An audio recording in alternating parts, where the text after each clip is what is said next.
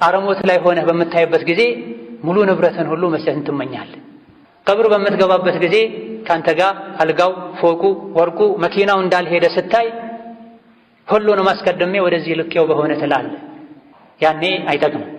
ገርገራ ላይ ሆነህ እንኳ የሞትን ምልክት ካየህ በኋላ እስተካከል፣ ልጸጸት፣ ልመለስ ብትል እንድሰግድ፣ እንድጾም፣ ኸይር ሥራ እንድሠራ ወደ ዱንያ መልሱኝ፣ ሕይወቴን ትንሽ አርዝሙልኝ ብትል አታገኘው። ወለን ዩአኺረ አላሁ ነፍሰን ኢዛ ጃአ አጀሉሃ አንዲትን ነፍስ አጀሏ ከደረሰ በኋላ ማንም ይሁን ማን አያዘገይም፣ አያቆየም።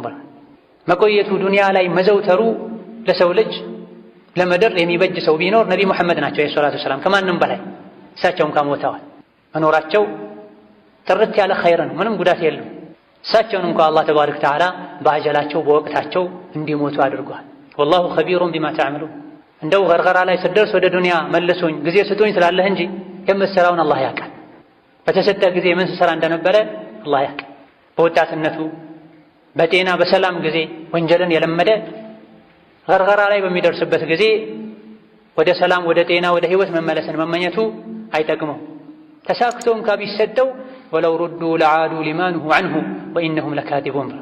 ውሸታቸውን ቀልባቸው የደረገ ሰዎች ጣረሞት ላይ ደርሰው እንኳ እውነቱን ቢያዩ ወደ ዱንያ መልሱኝ ብለው ቢመለሱ እንኳ ወደ ድሮ መጥፎ ስራቸው ይመለሳሉ፣ ውሸታሞች ናቸው። ይህ የሚሆነው ቀልብ ሲደርቅ ነው። ወንጀል ላይ ወንጀልን ስንደራረብ ነው። ቀንም ማታም ቤት ውስጥም ከቤት ውጪም ቀለባችን ስንቃችን ወንጀል ሲሆን በዚህ ልክ ቀልብ ይደርቃል። ቀልቡ የደረቀ ወዳጁ ወንድሙ ሲሞት አይቶ በነበረበት መንገድ ላይ ይቀጥላል። ትናንት ከሱ ጋር በእግሩ ሲራመድ የነበረን ሰው፣ ሲበላ ሲጠጣ የነበረን ሰው እሱ ራሱ ልብሱን አውልቆ ጀናዛውን አጥቦ አሰግዶበት መቃብር ወስዶ አፈር አስደፍቶበት እንኳ ሲመለስ የሚያወራው ስለለመደው መጥፎ ስራው፣ ስለ ሪባው፣ ስለ ጉቦው ነው፣ ስለ ልጆቹን፣ ስለ ዱንያ ህይወቱን ሳይወድ በግዱ ስለሄደው ወንድሙ እሱ ስለሄደበት ሀገር አያስብ። በይነማ ደጋግ ቀደምቶች ሞት ያለበት ቤት፣ ለቅሶ ያለበት ቤት ከሄዱ የተኛው ነው የሟቹ ቤተሰብ አላህ ሰብር ይስጥህ እንለው ዘንድ ብለው እየፈለጉ ለማጽናናት የደረሰውና ሊያጽናኑት የተካሄደለት የሟች ቤተሰቡን ለይተው ማወቅ አይችሉም ነበር። ሁሉም የሟች ቤተሰብ ነው ይመስሉት። ዛሬ ግን ለቅሶ ቤት ላይ ጀናዛው ተሰግዶበት እንኳ ሳይሸኝ ያስካካ የሚስቅን ሰው እንሰማል። ሞባይል የሚጎረጉርን ሰው እናያል። ጀናዛ ተሸክሞ ጀናዛ ተጭኖ እየተካሄደ ስለ ቤት መፍረስ፣ ስለ ፎቅ መገንባት የሚያወራን ሰው እናያል። ጀናዛ ተከትለው መቃብር ሄደው ምናልባትም መቃብር ላይ ቆመው ስጋራ የሚያጨሱ ሰዎችን እናያለን። ከእንዲህ አይነቱ የቀልብ መድረቅ አላህ ይጠብቀን፣ አላህ ይሰውረን። መቃብር ላይ ቆመው አካፋ ይዘው ስልክ ሲደውል ሲጮህ አካፋውን ጥለው ጥግ ሄደው ስልክ አንስተው ስለ አክሲዮን ስለ ዕቁብ የሚያወሩ ሰዎችን እናያለን። እንዲህ አይነቱ ሰው ሞቻለሁ ብሎ ለነፍሱ ሊያለቅስ ይገባዋል። እንደ ሞት አስፈሪ፣ እንደ ሞት መካሪ ነገር የለም። ሞት ያልመከረው ሌላ ምንም ሊመክረው አይችልም።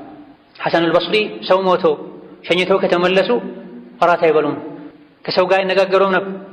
አልዓሻ ያ አባ ሰዒድ፣ የሰዒድ አባት ሆይ እራት ቀርቧል ሲሏቸው ብሉ፣ ዛሬ ያየሁት ነገር ከባድ ነው፣ ለሱ ልዘጋጅ ሲሉ ነበር።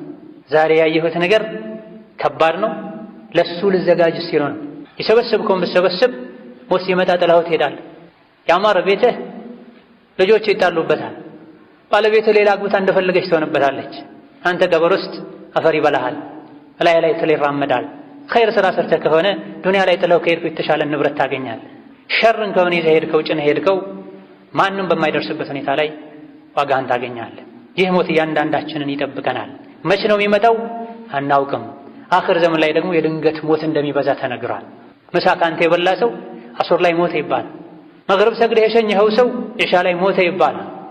ነገ ሊያገባን የተባለ ሰው ምሽት ላይ ሞቶ ያድራል። ለሰርግ የተዘጋጀው ድግስ ለለቅሶ ይሆናል። ሀከዛ ሞትን ዘውትር ስናስበው ዱንያ ላይ እንዳንደሰት ያደርገናል፣ ወሰን እንዳናልፍ ያደርገናል። ልጓም ያጣውን ስሜታችንን ሰብሮ ይዘለናል።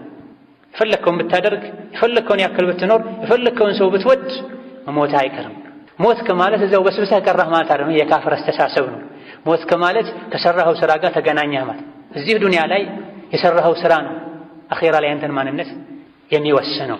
ሆኖም አቅል ያለው በሙሉ ሲናገርም ሲወስንም ሲለብስም ሲሄድም ሲመጣም ሞት ፊት ለፊቱ እንደሚጠብቀው በር ላይ ኬላ ላይ ሊይዘው እንደሚችል ያሰበ ሊራመድ ሊኖር ይገባዋል። እሞታለሁ ያለ ሶላትን ከወቅቱ ያሳልፍ። ሞት አለብኝ ያለ የሰውን ገንዘብ ወስዶ አይክድም፣ ሪባን አይበላም። ሞት አለብኝ ያለ ጎረቤቱን አዳ አያደርግም። ሞት አለብኝ የሚል ከሰዎች ተሰውሮ አላህ እያየው ጨለማን ተገን አድርጎ ወንጀል አይሰራም። መች የት እንዴት እንደምትሞት አታውቅም። በኸይር ከሞትክ ኒዕማን ኸይር ስራ ይመሰክርልሃል። ስጁድ አድርጎም ይሞታል። ሐጅ ላይ ለበይክ አላሁመ ለበይክ እያለ ወድቆም ይሞታል። ሌሊት የሰገደም ይሞታል። ይህ እስከዛች ቅጽበት ድረስ ይጓዝበት የነበረው መንገድ የተከበረ መንገድ አላህ የወደደው መንገድ ከሆነ ነው ለዚህ የሚበቃው። በአንጻሩ ደግሞ ሲዋሽ፣ ሲያጭበረብር፣ ሲያጣላ፣ እሻውን ሲያደርግ፣ ስሜቱን ሲጋልብ የሚቆያል። አላህ የጠብቀን። ኸምር የሚጠጣ ኸምር ቤት ይሞታል። ሊገጥመው ይችላል። ኻቲማው በዚህ መልኩ ይጠናቀቃል። በአዱንያ ፍቅር ያበደ የሰከረም አንዴ እንኳ አላህን ከልቡ ሳያስታውስ ለቀብሬ ለአኼራዬ ሳይል በዛው የአዱንያ ፍቅር ላይ እንደታወረ ከዚህ ዱንያ ወጥቶ ወደ እውነቱ ሀገር አኼራ ይሄዳል። ይህ እንዳይሆን